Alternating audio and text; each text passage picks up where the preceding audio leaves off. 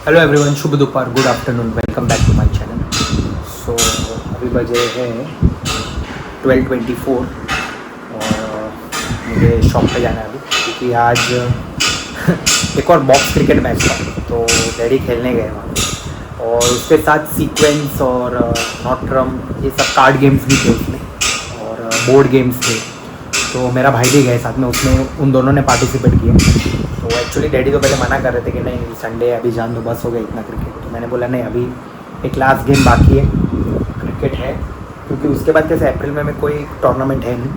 तो मैंने बोला आप खेल के आओ, कोई वादा नहीं। तो ये जो हमारा गांव है, तो कम्युनिटी में जो हमारा गांव है, तो उन लोग ने ऑर्गेनाइज़ किया पूरा। तो वो आई थिंक माटुंगा गए और माहिम में भी, दो जगह अलग अलग।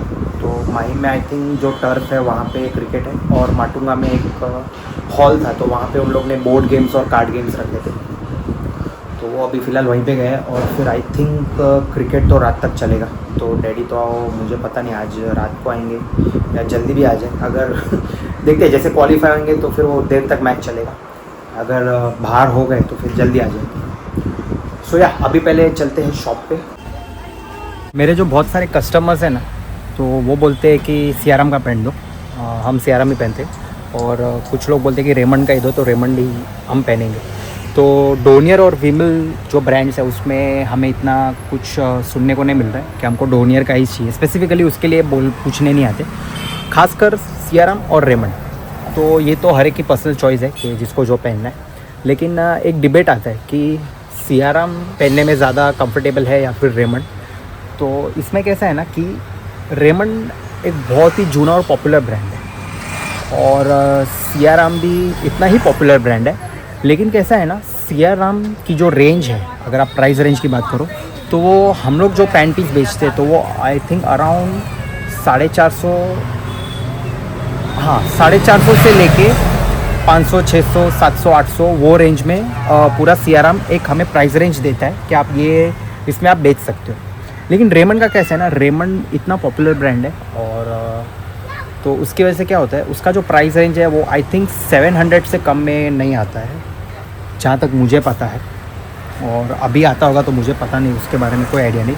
लेकिन हम लोग इतने साल से बेच रहे, तो आई थिंक मिनिमम अगर आप रेमंड का जो फैब्रिक देखो तो मिनिमम 700 से उसका प्राइस रेंज स्टार्ट होता है। और फिर तो जितना कहते हैं ना, जितना बजट है आपका, तो मैंने तो ये भी सुना है कि उसमें 2-3 हज़ार, 4 हज़ार, 5 हज़ार उससे ऊपर भी जाते रहते हैं।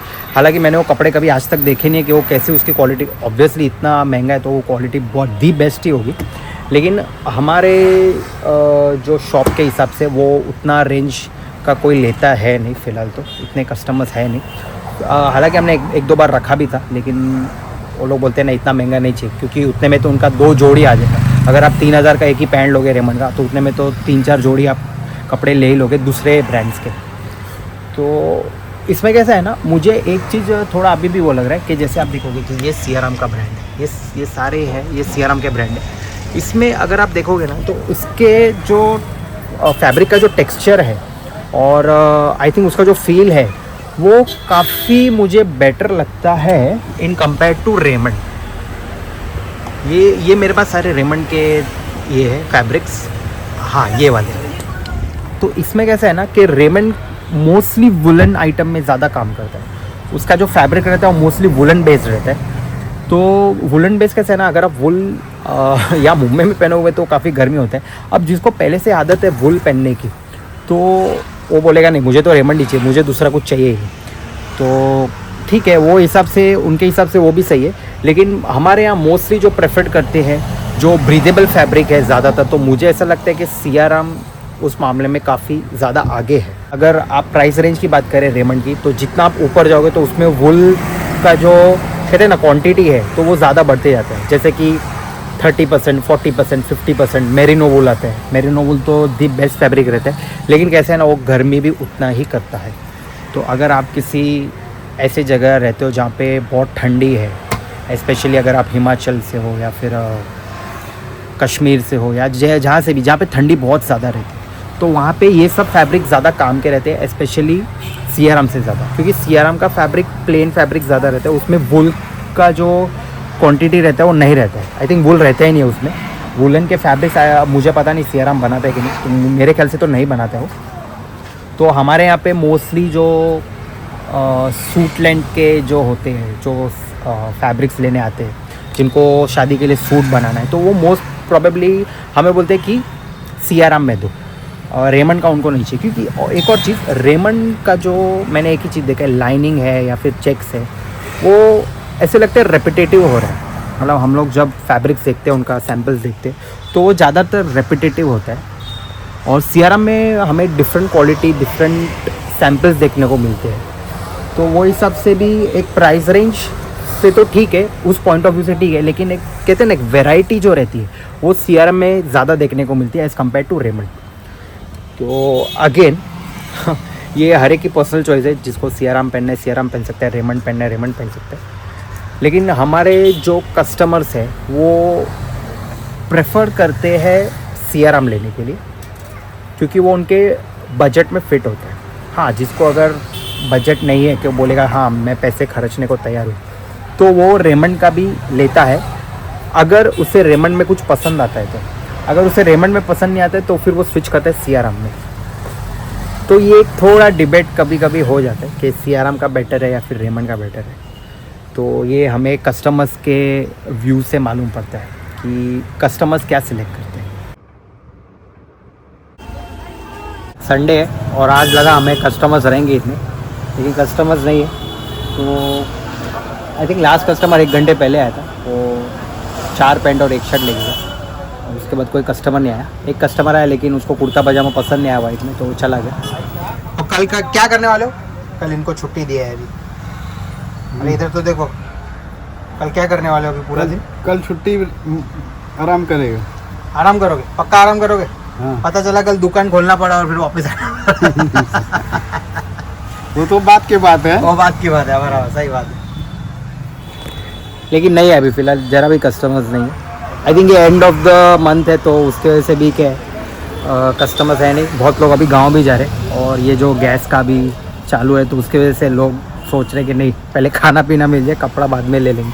कल शॉप खुली रहेगी। मुझे 7 या 10 दिन से मैसेज आ रहा है कि आपका एक्टिवा का जो इंश्योरेंस है वो ख़त्म होने है 1 साल का, तो प्लीज़ उसे रिन्यू करवा दो।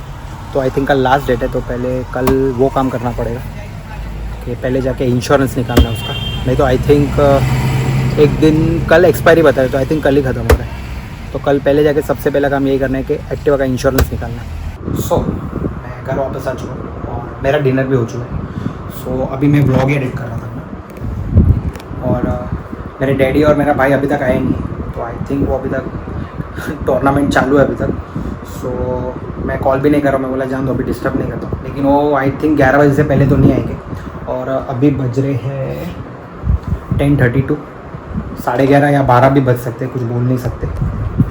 एंड मैंने एक रील भी बनाया, सॉरी रील नहीं बनाया, मैंने एक पोल वोटिंग करके मैंने स्टोरी में डाला था कि मेरा जो मिलन स्टोर का जो पेज है, तो उसमें मैंने पूछा था कि आपको क्या बेटर लगता है फैब्रिक यूज़ करने के लिए, आप रेमंड का ज़्यादा प्रेफर करोगे या फिर सीआराम का प्रेफर करोगे, अगर बजट का इशू नहीं है तो आई थिंक अभी तक ज़्यादा लोगों ने कुछ रिप्लाई उसमें किया नहीं है। 20-22 लोग ने ही देखा है, और सब ने जो वोटिंग डाला है वो सीआराम की तरफ डाला है। रेमंड में अभी तक वोटिंग उन्होंने 0 है, मुझे 0 दिखा रहा है, और रेमंड सीआराम का पूरा 100% वोटिंग दिखा रहा है। लेकिन ये कैसा है ना, 22 लोगों में हम ऐसे कुछ बोल नहीं सकते। आई थिंक कल मैंने ये पोल वोटिंग डाला था दोपहर के 2 बजे, तो आई थिंक कल 2 बजे तक ये रहेगा, तो एटलीस्ट 150 से 200 लोग अगर देखते हैं और कुछ वोटिंग करते हैं, तो मुझे एग्जैक्टली पता चलेगा कि लोग क्या ज़्यादा प्रेफर करते हैं। एक्चुअली मैं अभी सोच रहा हूँ कि मैं धुरंधर मूवी पार्ट 1 देख लूँ, क्योंकि मैंने धुरंधर द रिवेंज मुझे देखना है। तो मैंने सोचा अगर मैं पार्ट 1 मैं देख चुका हूँ पहले थिएटर में, लेकिन मैं सोचता हूँ थोड़ा सा मुझे याद आएगा कि क्या था वो धुरंधर में पार्ट 1 में। तो मेरा भाई भी बोल रहा है कि मैं भी चलूँगा, मैं बोला ठीक है। तो भाई तो आया नहीं है, तो मैं सोच रहा हूँ अभी अकेले पहले देख लूँ धुरंधर, या फिर उसका वेट करूँ, क्योंकि हमारा प्लान है कि कल जाना है धुरंधर देखने। और धुरंधर 1 3 घंटे की मूवी और दूसरी 4 घंटे की मूवी, तो देखते हैं अभी कैसा होता है। कल का प्लान है कि धुरंधर द रिवेंज देखने जाना है, लेकिन देखते हैं अभी जा पाएंगे कि नहीं, क्योंकि कल क्या है, कल शॉप में सिर्फ हमारा एक ही स्टाफ मेंबर रहेंगे और पापा रहेंगे। तो अगर कल कस्टमर्स रहेंगे तो फिर मैं नहीं जाऊँगा, और कल अगर इतने कस्टमर्स नहीं रहेंगे तो फिर मैंने भाई को बोला कि अपन धुरंधर मूवी देखने जाएंगे, द रिवेंज सेकेंड पार्ट। सो या दिस इज़ इट।